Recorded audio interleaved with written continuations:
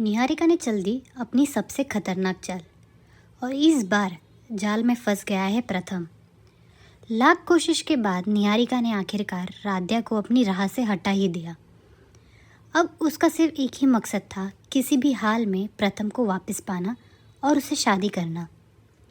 लेकिन कहानी यही पलट गई, क्योंकि जितनी कोशिश निहारिका करती प्रथम उतनी ही दूरी बनाता गया, क्योंकि अब बस उसे एहसास हो चुका था कि उसकी असली फ़िक्र, उसकी असली मोहब्बत सिर्फ राध्या है। और फिर एक दिन सब कुछ बदल गया। निहारिका अचानक घर के बाहर बेहोश हो जाती है। घर वाले उसे कमरे में ले जाते हैं और डॉक्टर को बुलाया जाता है। जैसे ही डॉक्टर चेक करता है, वो कहते हैं, बधाई हो, ये माँ बनने वाली है।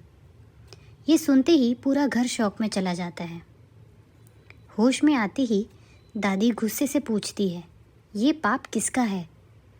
और फिर निहारिका जो कहती है वो सबको हिलाकर रख देती है। वो कहती है, ये बच्चा प्रथम और मेरा है।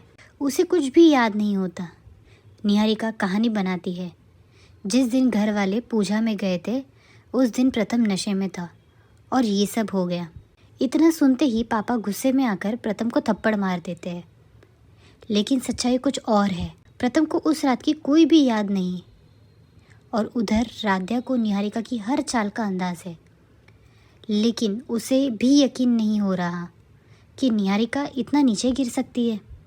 अब राध्या ने ठान लिया था कि वो किसी भी कीमत पर निहारिका की सच्चाई सबके सामने लाकर रहेगी। और सिर्फ इतना ही नहीं, उसे ये भी साबित करना है कि उस पर जो जानलेवा हमला हुआ है वो निहारिका ने ही करवाया था। तो क्या राध्या सच सामने ला पाएगी या फिर निहारिका की ये चाल सफल हो जाएगी? लेकिन तब भी कहानी में आता है सबसे बड़ा ट्विस्ट। दादी एक बड़ा फैसला लेती है। अब प्रथम और निहारिका की शादी होगी, वरना समाज में हमारी क्या इज्जत रहेगी। और बस शादी की सारी रस्में शुरू हो जाती है। हल्दी, मेहंदी, संगीत, घर में सेलिब्रेशन होता है।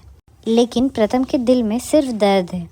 वो जानता है उसने कोई गलती नहीं की और राध्या के गम से अभी तक वो बाहर नहीं आ पाया। अब सबसे बड़ा सवाल, क्या राध्या शादी से पहले निहारिका का सच सबके सामने ला पाएगी? क्या वो प्रथम और निहारिका की शादी रोक पाएगी या फिर एक झूठ की जीत होगी? जानने के लिए जुड़े रहिए हमारे साथ।